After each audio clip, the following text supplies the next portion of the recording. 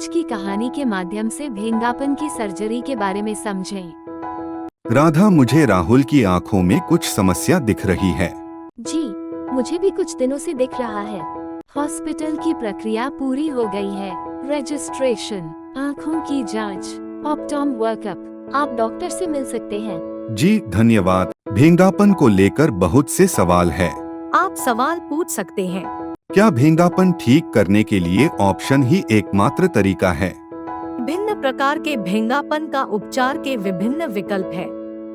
चश्मा हमेशा पहला कदम रहता है। कुछ भेंगापन का इलाज विजन थेरेपी और फ्यूजन एक्सरसाइज से किया जा सकता है। आम तौर पर भेंगापन जो जन्म से या बचपन में बहुत पहले से मौजूद होता है और बड़ी मात्रा में होता है, उसे सर्जिकल सुधार की आवश्यकता होती है।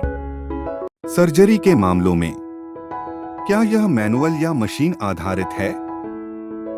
भेंगापन सर्जरी हमेशा मैनुअल होती है।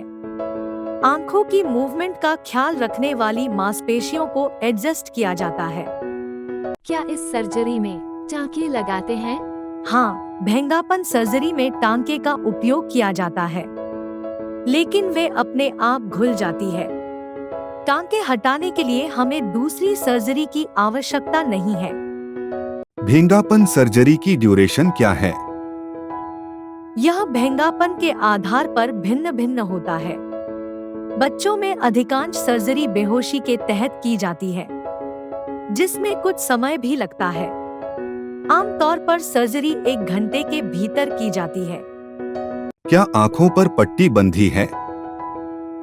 आंखों पर पट्टी केवल कुछ घंटों के लिए ही लगाई जाती है। सर्जरी के बाद इसे 2 से 3 घंटे के अंदर ही खोल दिया जाता है। क्या इसके लिए अस्पताल में भर्ती होने की आवश्यकता है? निष्पादित प्रक्रियाओं के लिए हो भी सकता है और नहीं भी। बेहोशी का असर खत्म होने के बाद बच्चों को घर जाने की अनुमति दी जाती है या वे रात भर भर्ती होने का विकल्प भी चुन सकते हैं। हम फॉलोअप के लिए कितनी बार आते हैं?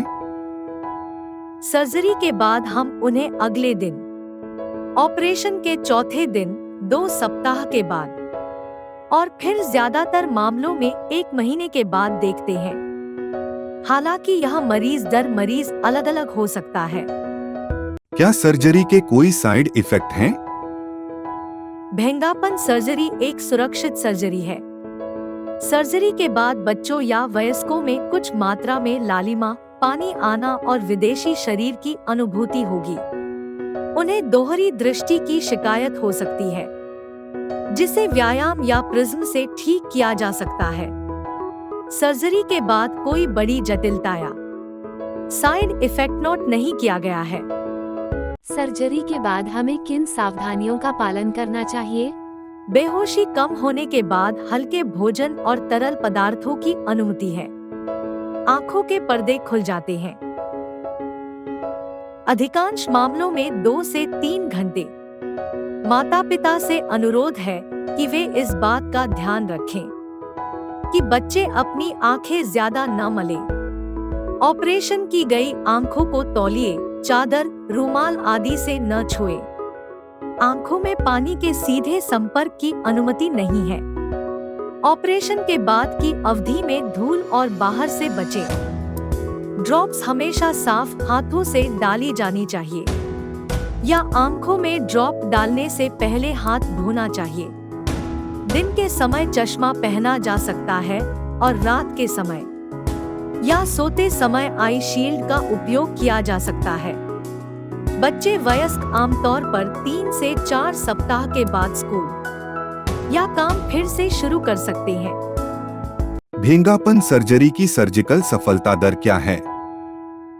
आंखों और मस्तिष्क के बीच बेहतर संबंध विकसित करने के लिए भेंगापन सर्जरी की जाती है, ताकि दोनों आंखें एक साथ काम करें, यानी को अधिकांश मामलों में दूरबीन क्षमता बढ़ाएं।